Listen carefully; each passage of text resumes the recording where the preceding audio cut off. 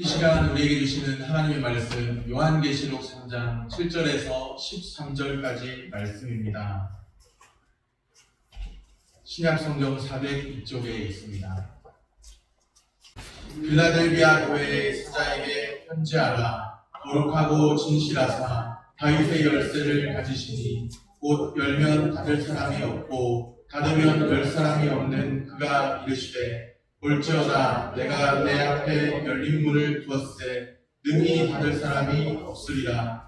내가 내 행위를 아노니 내가 작은 능력을 가지고서도 내 말을 지키며 내 이름을 배반하지 아니하였도다. 보라 사탄의 회당 곧 자칭 유대인이라 하나 그렇지 아니하고 거짓말하는 자들 중에서 며칠 내게 주어 그들로 와서 내 발 앞에 전하게 하고 내가 너를 사랑하는 줄을 알게 하리라. 내가 나의 흉내의 말씀을 지켰은즉 내가 또한 너를 지켜 시험의 때를 면하게 하리니 이는 장차 온 세상에 임하여 땅에 거하는 자들을 시험할 때라. 내가 속히 오리니 내가 가진 것을 굳게 잡아 아무도 내 멸류관을 빼앗지 못하게 하라. 이기는 자는 내 하나님 성전에 기둥이 되게 하리니 그가 결코 다시 나가지 아니하리라. 내가 하나님의 이름과 하나님의 성, 곧 하늘에서 내 하나님께로부터 내려오는 새 예루살렘의 이름과 나의 새 이름을 그의 위에 기록하리라. 귀 있는 자는 성령이 교회들에게 하시는 말씀을 들을지어다. 아멘. 샬롬, 주님의 평강이 함께하기를 소원합니다. 아멘. 요한계시록 초반부 2장, 3장을 유심히 살펴보면 일곱 교회, 곧 교회에 대한 말씀인 것을 알 수 있습니다. 다른 것보다도 교회에 대한 말씀이라는 것이죠. 초반부를 일곱 교회로부터 시작할 만큼 교회라는 주제가 참 중요한 주제입니다. 우리가 신앙생활하는 데 있어서 교회에 대해서 더 깊이 알아가야 하는데요. 우리 주 하나님의 관심이 교회에 있습니다. 하나님의 관심이 교회에 있고 또 우리 각 사람에게 있습니다. 이제 일곱 교회 중에 두 교회, 빌라델비아 교회와 또 라오디게아 교회를 남겨두고 있죠. 요한계시록 일곱 교회를 향한 말씀 중에는 보통 칭찬과 책망의 말씀이 같이 기록되어 있습니다. 보통은 그렇게 되어 있는데요. 어떤 교회는 칭찬만 듣는 교회가 있습니다. 또 어떤 교회는 책망만 듣는 교회도 있죠. 오늘 함께 살펴볼 빌라델비아 교회는 칭찬만 듣는 교회입니다. 오늘 우리 교회도 빌라델비아 교회처럼 칭찬만 듣는 교회 되기를 소원합니다. 아멘. 빌라델비아 교회에 대한 칭찬의 말씀이 기록되어 있습니다. 8절 말씀입니다. 볼지어다 내가 내 앞에 열린 문을 두었을 때 능히 닫을 사람이 없으리라. 내가 내 행위를 아노니 내가 작은 능력을 가지고서도 내 말을 지키며 내 이름을 배반하지 아니하였도다. 여기 빌라델비아 교회를 향한 칭찬의 말씀에 보면 너가 작은 능력을 가지고서도 나의 말을 지키며 그렇게 말씀합니다. 저는 이 말씀을 보면서 위로를 받습니다. 저기 선풍기도 위로를 받는다고 말하네요. 동의를 하고 있네요. 종종 사람들은 능력의 크고 작음으로 사람들을 판단하기를 좋아합니다. 어떤 사람은 능력이 많다, 어떤 사람은 능력이 작다, 어떤 선풍기는 소리가 요란하다, 이렇게 판단하기를 좋아하죠. 그런데 능력이 부족하다고 주님 말씀을 지킬 수 없는 것이 아닙니다.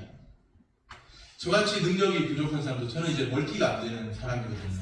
한 가지밖에는 못하는 사람이고, 혹시라도 이렇게 예전에 어느 책에 보니까 어떤 학자가 길을 가다가 앞에 구덩이가 있는지 모르고 책만 보다가 구덩이에 빠졌다고 하는데, 제가 그럴 가능성이 상당히 높은, 한 가지 일에만 몰두하는 그런 스타일, 좀 그런 일이고, 두 가지, 세 가지 잘 못하는 스타일이에요.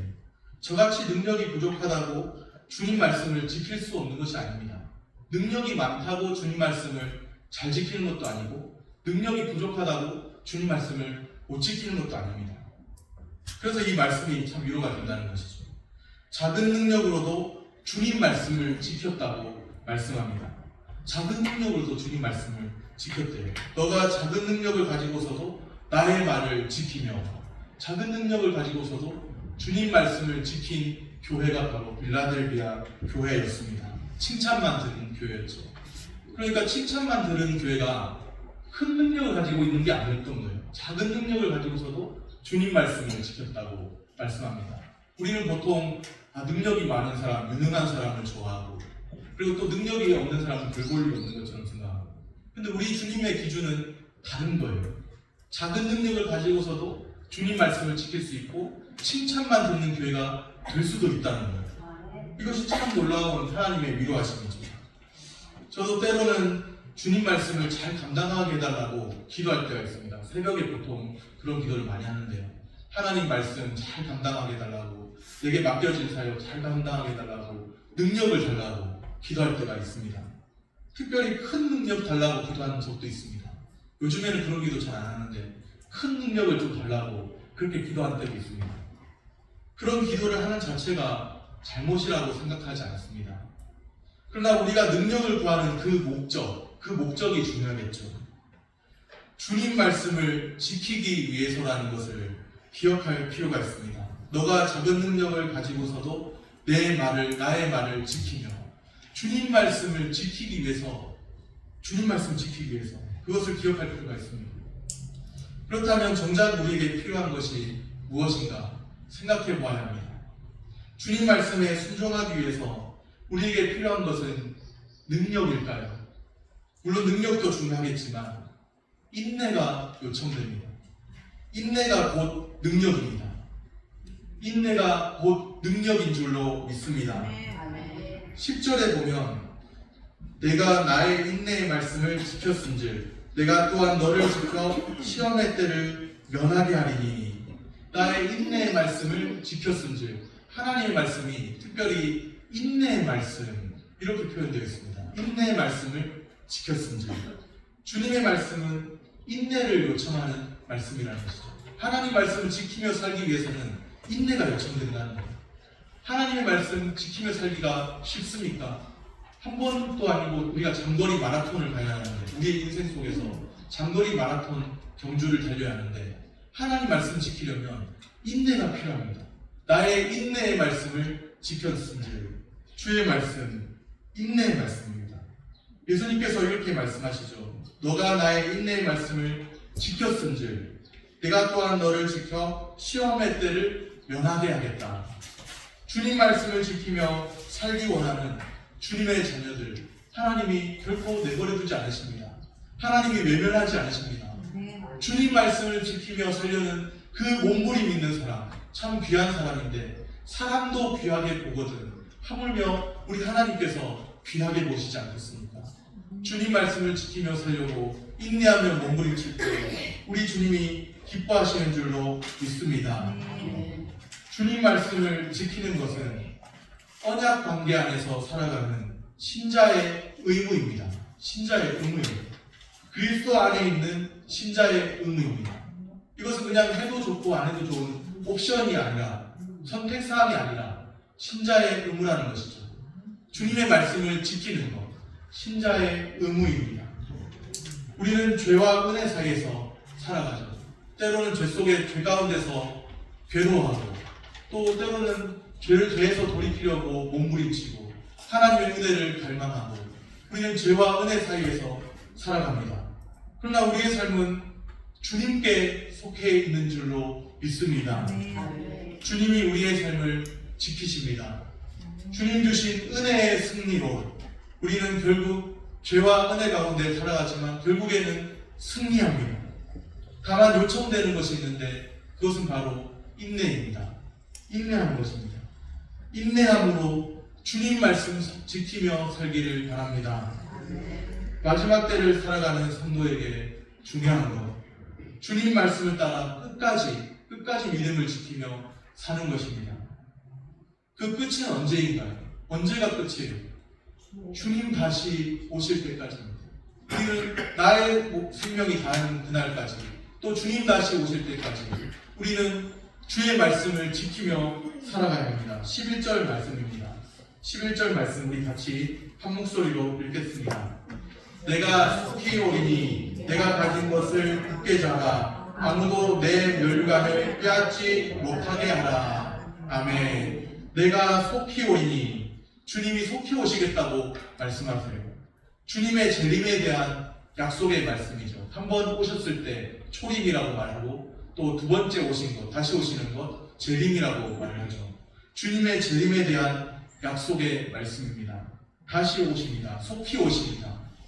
주님의 재림에 대한 약속이 있습니다.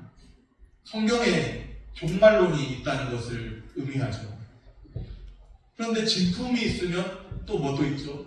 짝퉁도 있기 마련이지 않습니까? 진품이 있으면 짝퉁도 있습니다. 종말론에도 짝퉁이 있습니다. 시한부 종말론이 짝퉁 종말론입니다. 시한부 종말론. 시한부 종말론은 성경적 사상이 아니라 비성경적 이단 사상입니다. 시한부 종말론을 주장하는 사람들은 마치 시한부 환자가 죽을 날만 기다리고 있는 것처럼, 시간이 한정되어 있는 것처럼 그렇게 주님의 때를 계산하려고 합니다. 재림의 때와 시한을 한정한다는 데 문제가 있죠. 종말론을 말하면 시한부 종말론 이단 사상이 너무나도 이렇게 많이 한국교회를 휩쓸고 왔기 때문에 종말론만 말하면 좀 이상한 의심의 눈초리로 바라볼 때가 있어요. 그러나 성경은 분명하게 종말론에 대해 말씀합니다. 끝이 있다고 말씀합니다. 그러나 그날과 그 시는 우리가 알지 못한다는 것이 성경의 종말론입니다. 그날과 그 시를 한정하는 것이 시한부 종말론이고 그날과 그 시, 주님이 다시 오실 그때를 알지 못한다는 것이 성경의 종말론입니다. 주님이 오실 것은 너무나도 분명하지만 그러나 그날과 그 시는 우리가 알지 못합니다. 성경적 종말론과 시한부 종말론을 구별해야 합니다. 한 가지 분명한 것은 내가 속히 오리라. 주님의 말씀이에요. 내가 속히 오리라. 속히 이 단어를 주목해서 볼 필요가 있습니다. 왜 속히 오시겠다고 말씀하셨을까요? 그냥 몇 년 후와 한 100년 후에 오리라, 1000년 후에 오리라 이러실 수도 있는데 왜 속히 오리라 그렇게 말씀하셨는지 한 번쯤 생각해 보셨습니까? 주님이 다시 오신다는 것도 깊이 생각하지 않는 사람이 많이 있는데 하물며 속히 오신다는 이 말씀을 생각해 보았을까? 그런 생각을 해봅니다. 물론 주님의 속히 오심을 인간적인 기준으로 헤아릴 수가 없죠. 주님의 시간 계산법과 우리의 시간 계산법은 다릅니다. 하나님은 하루를 1000년같이 보시고 1000년을 하루같이 보시고 하나님의 시간 계산법과 우리의 시간 계산법은 다릅니다. 그러나 주님이 속히 오셔야만 하는 이유가 있습니다. 왜 속히 오셔야만 하나요? 왜 속히 오셔야 할까요? 고통받는, 고난받는 하나님의 신실한 자녀들이 있기 때문이죠. 내가 속히 오리라. 내가 속히 와서 이 고통의 때를 끝내주리라는 그런 말씀입니다. 그들을 향한 하나님 아버지의 마음을 표현한 것이죠. 하나님의 자녀들을 향한 하나님 아버지의 마음. 내가 속히 올 것이다. 너는 참고 인내함으로 기다려라. 내가 속히 와서 이 모든 상황을 종결짓겠다 하시는 말씀입니다. 주님께서 속히 오심은 우리의 모든 고난의 때가 끝이 있음을 의미합니다. 나는 평안하다, 안전하다, 나는 부유하다, 스스로 부유하다 하는 사람은 주님이 속히 오셔야 될 필요가 없어요. 스스로가 병들었다고 생각하지 않는 사람에게는 의원이 필요 없는 것처럼, 건강하다고 생각하는 사람에게는 의원이 필요 없는 것처럼, 병들었다고 생각하는 사람에게 의원이 쓸모 있는 것처럼, 또 우리가 아무런 고통도 없고 평안하고 안전하다고 생각하는 사람은 주님이 속히 안 오셔도 괜찮습니다.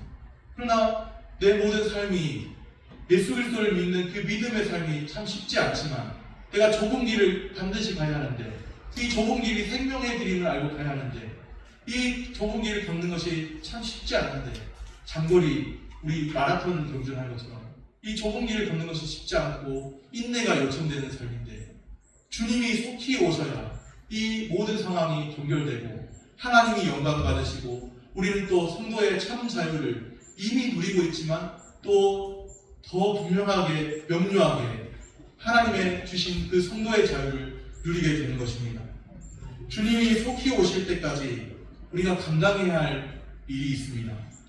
너가 가진 것을 굳게 잡아서 아무도 너의 면류관을 빼앗지 못하게 하라.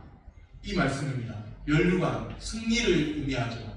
승리한 자에게 이제 씌우는 것이 면류관인데, 주님께서는 빌라델비아 교회에게 너가 가진 것을 굳게 잡아라.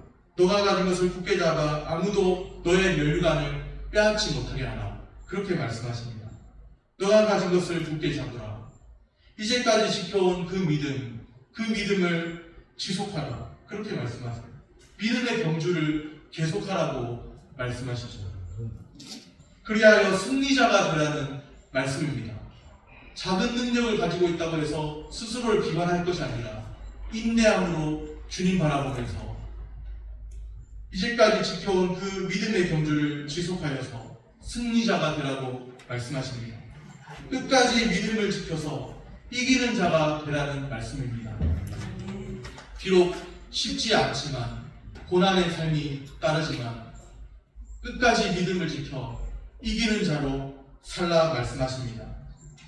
우리 주님은 자녀가 이기는 자로 살기를 원하시는 것 같습니다. 하나님의 자녀가 이기는 자로 살기를 원하십니다.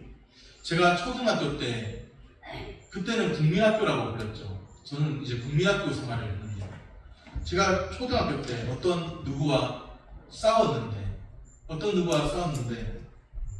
저의 하루는 치아가 부러져서 피를 흘리면서 치아가 부러져가지고 집에 돌아왔습니다.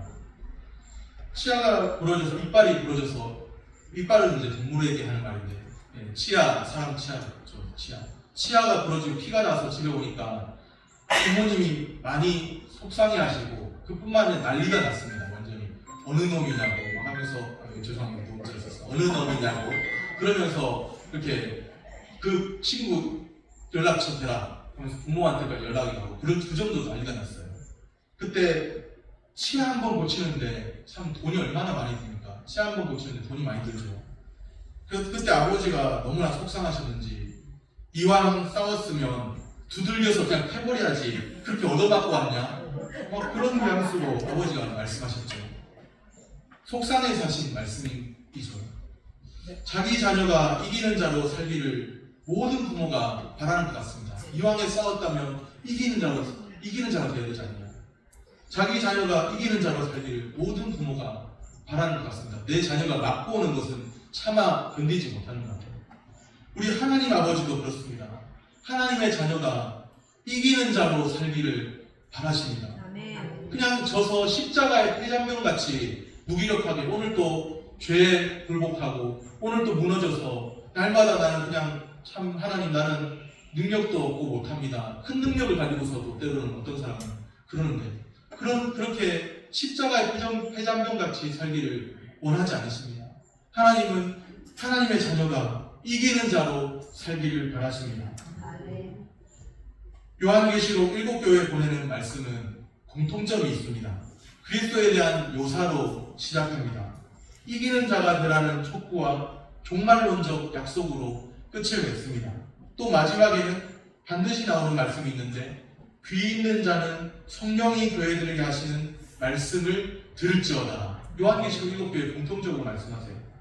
그리스도가 하시는 말씀을 시작했죠. 그리스도에 대한 묘사로부터 시작해서 그리스도가 하시는 말씀으로 각 교회에 그렇게 시작했는데 성령이 교회들에게 하시는 말씀으로 마무리가 됩니다. 성령이 교회들에게 하시는 말씀, 우리가 들어야 할, 귀 있는 자는 성령이 교회에게 하시는 말씀을 들을지어다는 우리가 들어야 할 그 말씀이 무엇일까요? 이기는 자가 되라는 말씀입니다. 오늘 우리는 이기는 자가 되어야 합니다.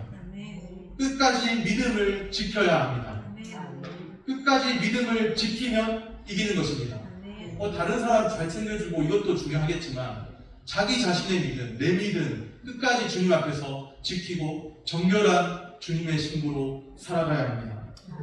믿음의 경주를 지속함으로 끝까지 믿음을 지켜야 합니다.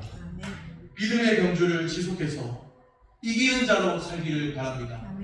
비록 우리 앞에 어떤 환난과 고난과 또 때로는 답답함과 또 여러 가지 안타까운 상황들이 있어도 포기하지 마시고 끝까지 우리 주님 다시 오실 때까지 끝까지 믿음을 지키며 이기는 자로 사시기를 바랍니다.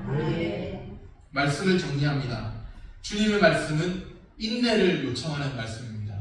우리에게는 많은 능력이 필요한 것이 아니라 인내가 요청됩니다.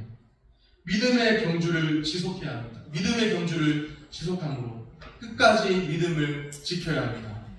주님 다시 오실 때까지 믿음을 지키며 승리자로 살기를 축복합니다.